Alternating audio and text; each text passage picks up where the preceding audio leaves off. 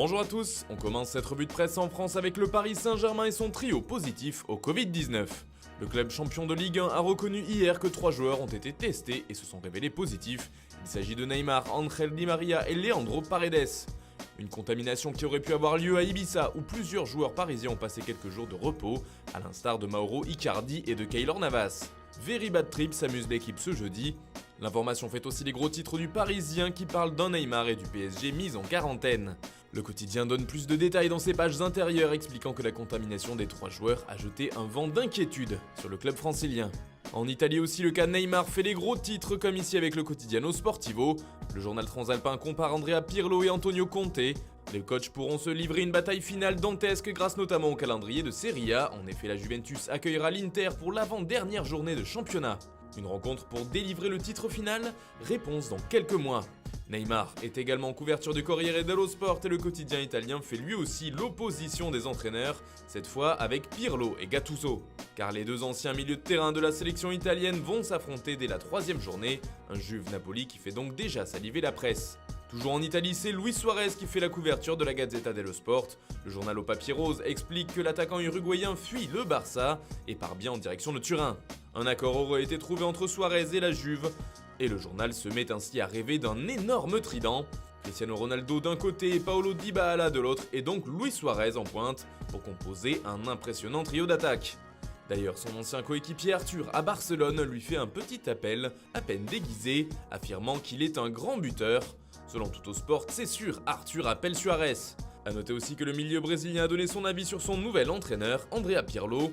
C'est pour lui une idole et c'est un rêve de l'avoir pour coach. On part maintenant en Espagne où là encore Neymar fait les gros titres à cause de son test positif au coronavirus. C'est le cas du journal Sport qui parle aussi de la réunion entre le père de Messi et le président du Barça, Josep Bartomeu. Un sommet qui s'est terminé sans accord, affirme le journal catalan. Si le ton a été cordial, les deux camps ont campé sur leur position. C'est également ce qui ressort en couverture de AS, qui affirme que le Barça comme Messi reste inflexible, l'un voulant partir alors que le club refuse de négocier son départ. Même chose avec Mundo Deportivo qui met en avant le coronavirus de Neymar et l'absence d'accord entre Messi et le FC Barcelone. Mais ce jeudi matin, le média espagnol rapporte une information inattendue venue d'Argentine. Il pourrait bien y avoir un rebondissement dans l'affaire selon TIC-Sport et Fox Sports. Et la possibilité pour que la Pulga reste une année de plus serait bien réelle.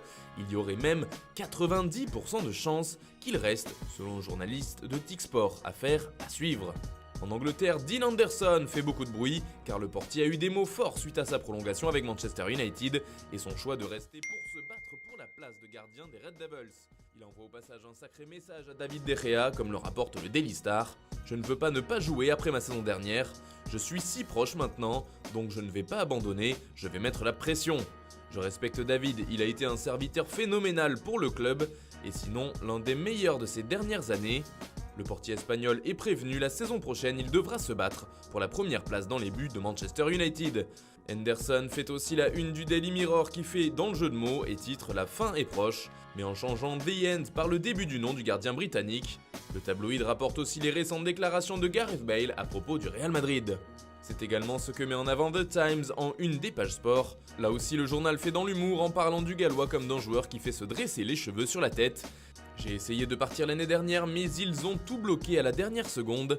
C'était un projet pour lequel j'étais très excité mais cela ne s'est pas matérialisé, a avoué Bale.